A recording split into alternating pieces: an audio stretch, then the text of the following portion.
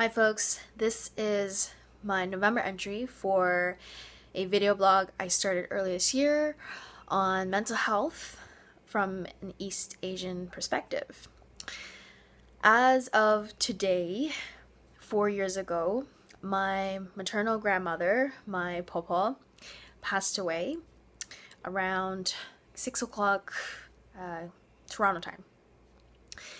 And it was probably one of the most, not probably, it is one of the most devastating moments of my life.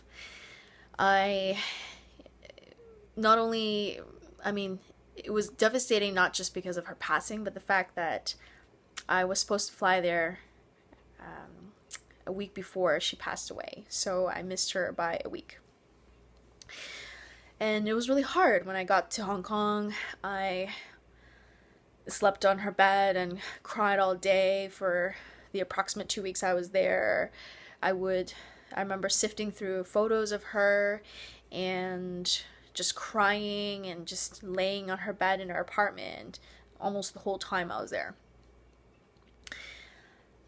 But I felt that was very important for me to get through, because through all that sadness and grief, I managed to reflect on her life.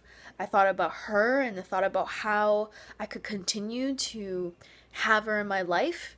And so through those reflections, I was able to come up with 5 values that to me reflected her entire life. And those 5 values are pieces that I live by to this day to honor my grandmother. And those 5 values are strength, perseverance, humility, patience, and love.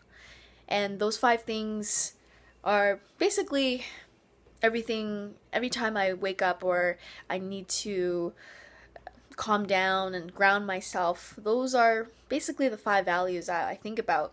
And it really, really helps. What I personally thought about, in terms of helping, I think as an adult, I was more prepared for that. And in a way where when I was younger, I remembered I barely got any help, generally speaking, barely any help with expressing emotions. And it's not just grief. So yes, I understand that there are many ways to cope with death, but with emotions, typically, I don't really recall any help or support in terms of expressing those emotions from my family and my friends. In particular, my family was East Asian, and the majority of my friends when I was younger were East Asian. And that saddens me, and because now that I'm an adult and I'm able to seek help for help, so looking into therapy and having mentors to talk to, as well as being able to move outside of my locality, so outside of the school and the community I was in, I was able to travel outside of my neighborhood and make quality friends to build that kind of support system. So that piece for me saddens me, that in East Asian families and communities, where it's typically known to suppress emotions, that there aren't those outlets out there. And that's something to think about. And I don't necessarily have those exact solutions, but it's good for me to know, or at least through my journey of embracing my emotions in a way that's so full and wholesome, and being able to come out of that with such positivity.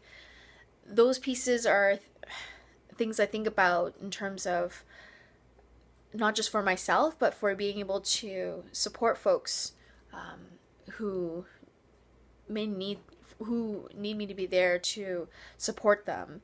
And also being hypersensitive, being aware, being hypersensitive around folks with mental health issues. So I'm better at reacting and responding to them, whether they need help or not. And the not is a very important piece. So especially when folks with mental health don't necessarily tell you exactly how or what they need, or how they're feeling or what they need, but rather being hypersensitive around them, I think is a key for being a support system for them.